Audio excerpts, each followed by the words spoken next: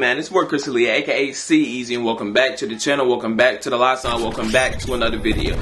So, as you guys can tell by the title, I know the reason why you clicked on this video. You clicked on this video of one of two reasons, and that's either you figured out that you want to start building up your credit, but you just don't know where to start, or you've been looking around and you just can't figure out what is the best first credit card for you. So in today's video, I will be explaining what is the best first credit card for those of you guys who do not have credit, whether you're a college student or not in college. I'll be providing various options for you. There's going to be three options to be exact. The first two that I'm going to start off with, I'm going to be very blunt. You probably have maybe a 10% chance of getting approved for these credit cards. I just want you guys to be aware of it, so that's why I'm going to touch on it. But the very last credit card is going to be one that you should have like close to a 90% upward rate of approval. And on top of that, I'm going to be giving you guys all the information for both college students who want to build up their credit, people who are outside trying to build their credit as well. So now we're going to go ahead and get started. Alright, so before we get started with the credit cards for this video, I need to break down the top credit bureaus. And the reason for this is because you need to understand these bureaus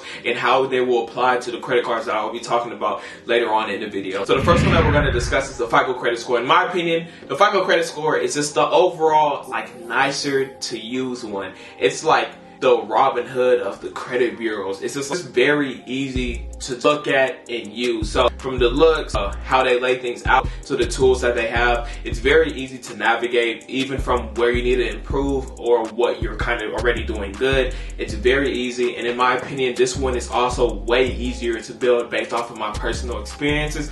And now for the second one, we have the Vantage credit score by Experian, and this one, for one, based off of my experience, it is a lot harder to build up. Two, it's not as clear as like the FICO credit score, and it's just not as nice to look at in comparison.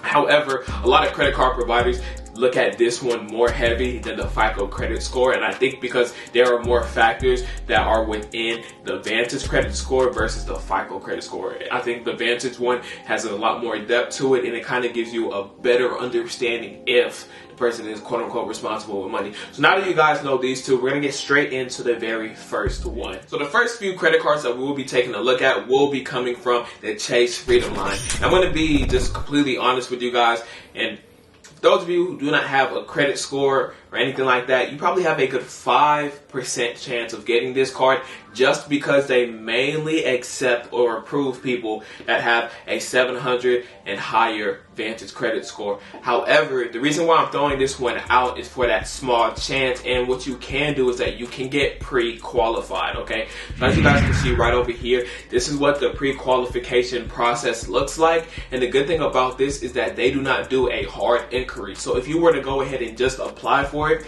it's going to dock your credit score in a negative way, despite the fact that you don't even have a credit score yet if you do not get approved.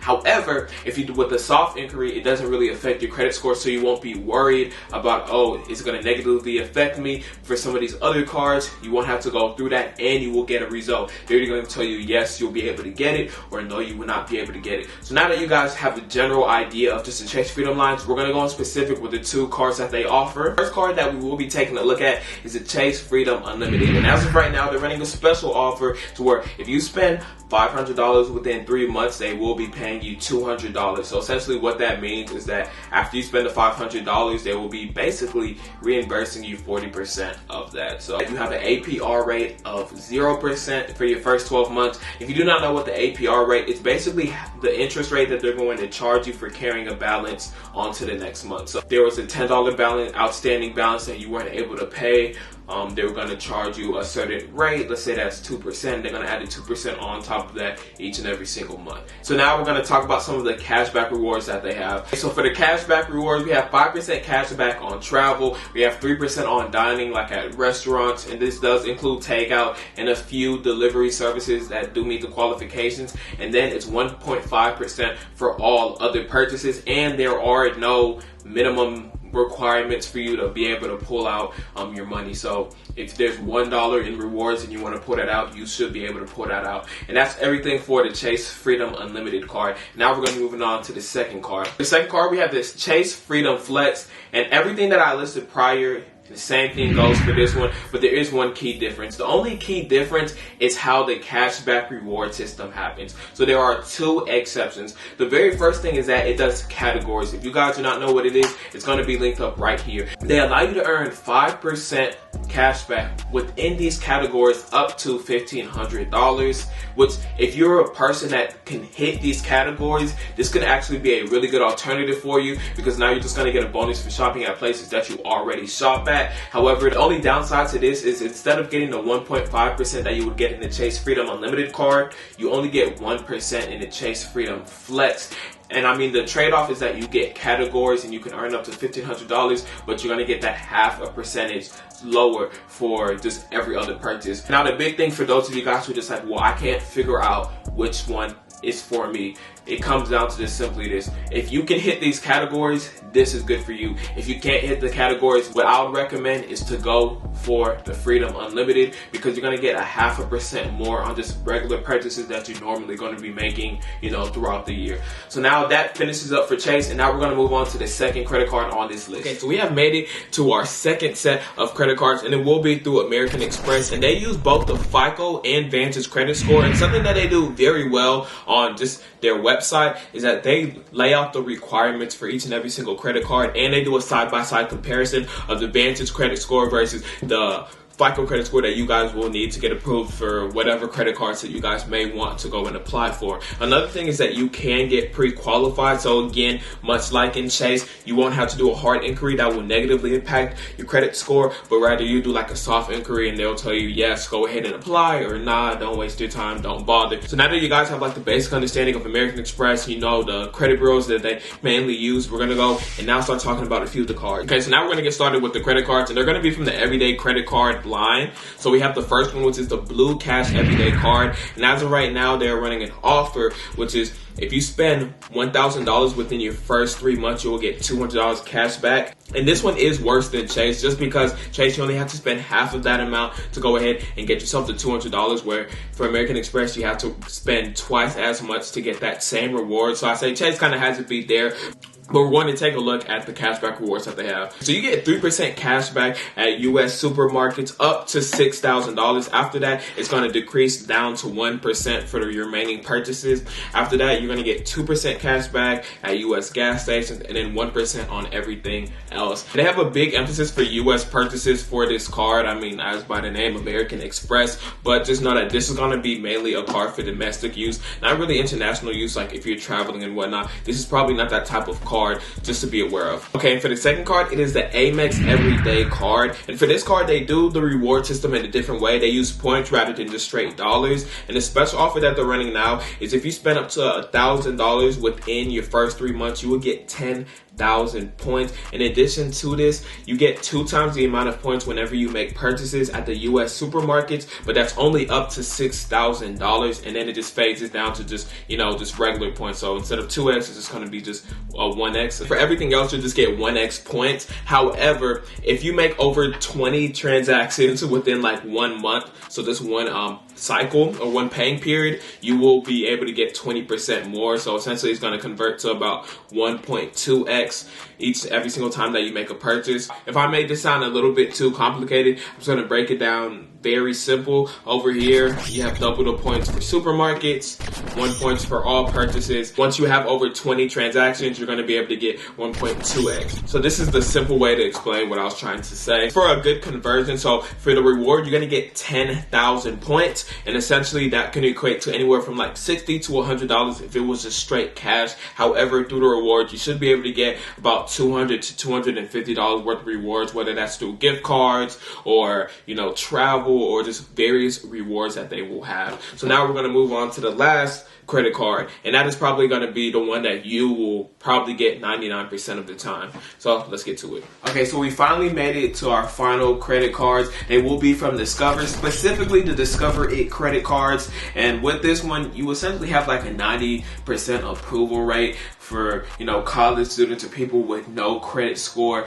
We're going to be taking a look at both of these. And for those of you who maybe want want to test some other cards that they may have, you can get pre-qualified. And all of these 3 pre-qualifications, I'm going to have it linked below, so you can just tap the link, go put in your information, and see what cards you can potentially get approved of. Okay, so now we're going to get started with the very first card, and that's going to Discover It student card. I'm going to start off with the first reward that's actually pretty interesting. So if you have above a 3.0 for that school year, they'll give you a $20 statement credit, basically saying they're going to give you $20 free just for getting pretty good grades. After that, you're going to be able to get 5% cash back on the categories. They're going to be shown over here, and it's just a list of different categories that's supposed to be targeted for students or places that students do go ahead and shop at. Other than that, you're going to be getting 1% cash back on everything, and you won't have a late fee payment for your first late fee, which is really, really nice. And for your very first year, they match your entire cash back. So let's say that this year you were able to earn $120 worth of cash back rewards. They will go ahead and match that. So at the end of the year, you have essentially made $240 in cash back. So in general, if you're a college student, start off with this card. It is, in my opinion, it's really, really nice. It's just, the layout is nice. They have various categories.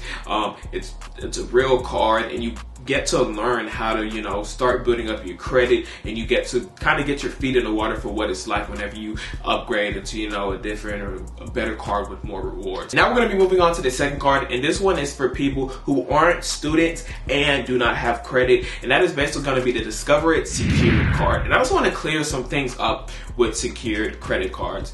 No, it's not like a gift card. No, it's not like a prepaid card. It's a real actual credit card, but there's just like one thing that you have to be mindful of. For you to get this card, you're going to have to actually pay them a certain amount. It's a one-time refundable fee, but here, check this out. It can be as low as $200, as high as $2,500, depending how much money that you make. And it can even be higher than that if you have a good income and you need to do that. But essentially, because you don't have a credit score or anything like that, they need the security deposit just so you know. It's just like, this is the money that you're going to be willing to spend each and every single month, and this is how much money you should be able to pay. Therefore, that's how much they're going to let you borrow. And now that may lead you to asking the question, well, how will I get back this money? Let's say if I want it like tomorrow. Well, first you will have to have paid off that full month's expense, and then second, you have to go ahead and close the account. And after you do that, they're going to check confirm, and then they'll refund you the amount. There is a second option as well. You can upgrade from your secured credit card to an unsecured one,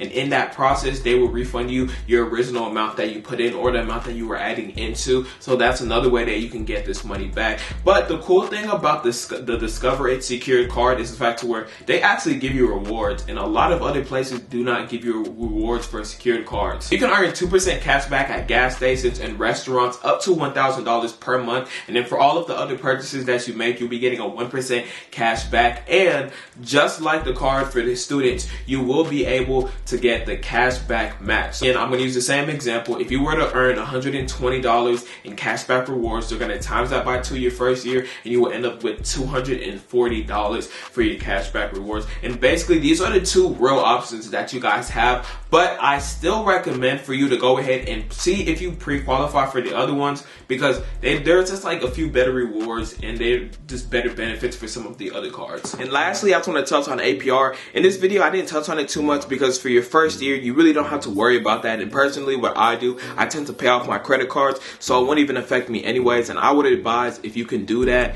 to go ahead and do that. And the last thing I want to say before we close out on this video, I just want you guys to start applying the easy mentality approach to your financial future.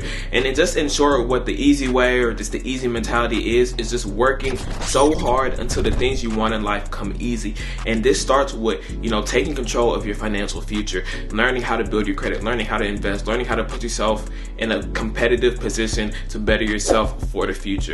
Without further ado, man, I just have to say I like this video, subscribe if you're new, share this with a friend who may need this information. Anyways, it's your boy Chris Alia, aka CEasy, and I'm out.